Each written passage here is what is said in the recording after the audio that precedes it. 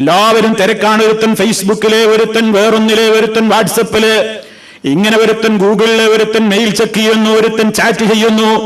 ഈ രൂപത്തിലൊക്കെ ഇങ്ങനെ സമയങ്ങളിലേക്ക് നീങ്ങിയിട്ട് അതേ ഒരു ബന്ധു വീട്ടിലോ മറ്റേതെങ്കിലും സ്ഥലത്തോ ഒരു സന്ദർശനത്തിന് പോയി ചെന്നാൽ വരെ നമുക്കെല്ലാം നമ്മൾ അറിയാതെ തന്നെ നമ്മുടെ സമയങ്ങൾ ഇതിലേക്ക് കടന്നുപോയിട്ട് അവസാനം കുറെ സമയം കഴിയുമ്പോഴാണ് നമ്മൾ അന്തം പെടുന്നത്. എന്തിനാ ഞാൻ ഇങ്ങോട്ട് വന്നത്?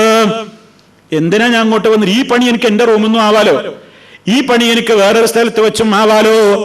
ഇവിടെ വന്നത്, ഈ സന്ദർശനത്തിന് വന്നത് അവരുമായി സംസാരിക്കാനും ബന്ധം പുതുക്കാനും കുടുംബ ബന്ധങ്ങൾ അത് പരസ്പരം കൈമാറാനും സ്നേഹ സൗഹാർദ്ദങ്ങൾ കൈമാറാനും ഒക്കെയല്ലേ. അതേ ഞാൻ പറഞ്ഞു വരുന്നത്, സ്വന്തം വീട്ടിലാണെങ്കിലും യാത്രാവേളയിലാണെങ്കിലും എവിടെയാണെങ്കിലും ഇന്നതേ സ്ത്രീ പുരുഷ വ്യത്യാസമില്ലാതെ, വലുപ്പ ചെറുപ്പ വ്യത്യാസമില്ലാതെ എല്ലാവരും ഇന്ന് അനാവശ്യങ്ങൾക്ക് വേണ്ടി സമയം കളഞ്ഞ് ആവശ്യത്തിന് വേണ്ട സമയം ഉപയോഗപ്പെടുത്താനാവാത്ത ഒരു ദുരന്തം. ഇതുകൊണ്ട് കാര്യമില്ല എന്നല്ല ഞാൻ പറയുന്നത്. വളരെ ഉപകാരപ്രദമായ മെസ്സേജുകൾ കിട്ടുന്നു, ഉപകാരപ്രദമായ കാര്യങ്ങൾ ഇതിലൂടെ ആളുകൾ പഠിക്കുന്നു. പക്ഷേ ഒരു 100 മെസ്സേജ് വരുന്നുവെങ്കിൽ ഒരു 5 ഉപകാരമുള്ളൂ, ബാക്കി 95 ചവറുകളാണ്. പക്ഷേ ഈ ചവറുകളും വായിക്കാൻ വിധിക്കപ്പെടുന്നു, ഈ ചവറുകളും പരിശോധിക്കപ്പെടാൻ വിധിക്കപ്പെടുന്നു. ഇതാണ് ദുരന്തം. അതുകൊണ്ട് വളരെ ശ്രദ്ധിച്ച് സമയം കൈകാര്യം ചെയ്യേണ്ടതുണ്ട്. ഞാൻ പറഞ്ഞു വരുന്നത്, നമ്മുടെ വീടുകളിൽ അല്ലാഹുവിന്റെ കലാമ് പാരായണം ചെയ്യാൻ ഒരുങ്ങുമ്പോൾ ശൈത്താൻ നമുക്ക് തിരക്ക് മനസ്സിൽ തോന്നിപ്പിച്ചുകൊണ്ട് ആ സൽക്കർമ്മത്തിൽ നിന്ന് തടയുന്നു. അതേ ശൈത്താൻ തന്നെ അതേ ഇരുന്ന ഇരിപ്പിൽ വെച്ച് മണിക്കൂറുകളോളം അനാവശ്യമായ ഈ കാര്യത്തിന് വേണ്ടി സമയങ്ങൾ ചെലവഴിക്കുവാൻ വേണ്ടി പ്രേരിപ്പിക്കുകയും ചെയ്യുന്നു. കാരണം എന്താ? ശൈത്താൻ ഏറ്റെടുത്ത ഡ്യൂട്ടി അവൻ നിർവഹിക്കുന്നു. ശൈത്താന്റെ ഡ്യൂട്ടി എന്താ? ശൈത്താന്റെ ഡ്യൂട്ടി അള്ളാനെ ശരിക്ക് ഓർക്കുന്നതിൽ നിന്ന് ജനങ്ങളെ തടയലാണ്.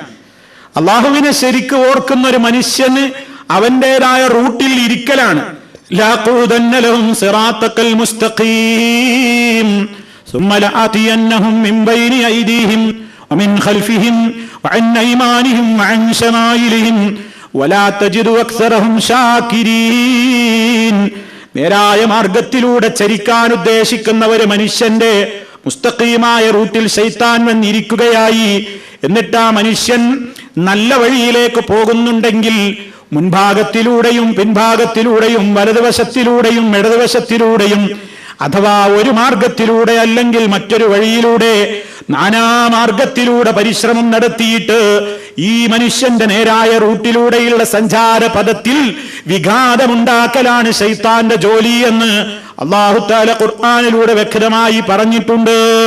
അതുകൊണ്ട് നമ്മൾ എന്ത് ചെയ്യണം? നമ്മുടെ വീടുകളിൽ, മുസ്ലിമിന്റെ ഒരു ദിവസമാണല്ലോ നമ്മളെ വിഷയം, ഒരു ദിവസത്തിൽ ഒരല്പനേരമെങ്കിലും ഖുർആൻ ഓതാത്ത ദിവസമുണ്ടായിരിക്കരുത്. അതൊരു പ്രതിജ്ഞയായിക്കൊണ്ട് ഞാനും എന്റെ ശബ്ദം ശ്രവിക്കുന്ന മുഴുവൻ ആളുകളും സ്വീകരിക്കണം. ഇന്നത്തെ ഒരു ദിവസത്തിൽ ഞാൻ ഖുർആൻ പാരായണം ചെയ്യാത്ത ഒരു ദിനം കടന്നു പോകാൻ പാടില്ല. അതേ, ഒരു മാസത്തിൽ നാം ശ്രദ്ധിച്ചാൽ ഒരു മാസത്തിൽ നമുക്കൊരു ഖത്മ തീർക്കാൻ നിഷ്പ്രയാസം സാധിക്കും.